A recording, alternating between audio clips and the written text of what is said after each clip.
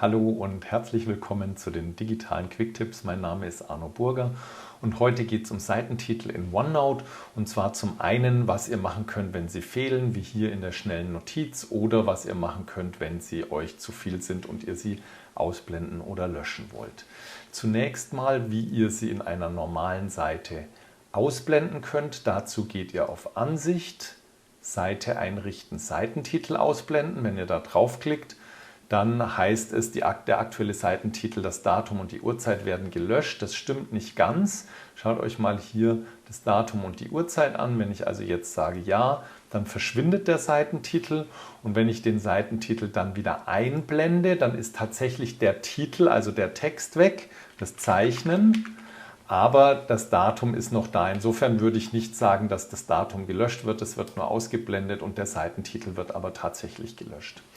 Wenn ihr jetzt mit Windows N eine neue schnelle Notiz aufruft, dann fehlt euch hier der Seitentitel. Und da ist eine Möglichkeit, dass ihr mit Steuerung, Großschreibtaste und T den Seitentitel direkt einblendet und ihn dann bearbeitet oder das auch nachträglich dann beim Nachbearbeiten der schnellen Notizen macht.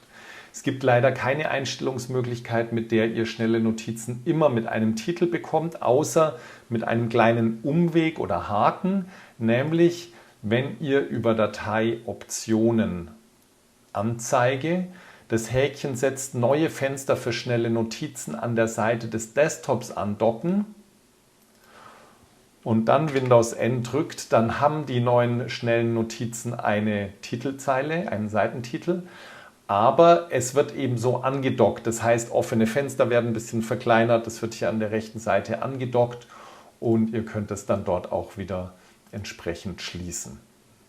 Also wenn euch das nicht stört, dann ist die Einstellung Datei Optionen Anzeige neues Fenster für schnelle Notizen an der Seite des Desktop andocken eine Lösung. Ansonsten empfehle ich euch Steuerung Umschalt und T. Was es mit den angedockten Fenstern ansonsten auf sich hat, das ist eine längere Geschichte. Das erzähle ich euch mal in einem Video bei Gelegenheit. Ansonsten vielen Dank fürs Zuschauen, viel Spaß beim Ausprobieren und Anwenden und bis zum nächsten Video. Ciao, euer Arno.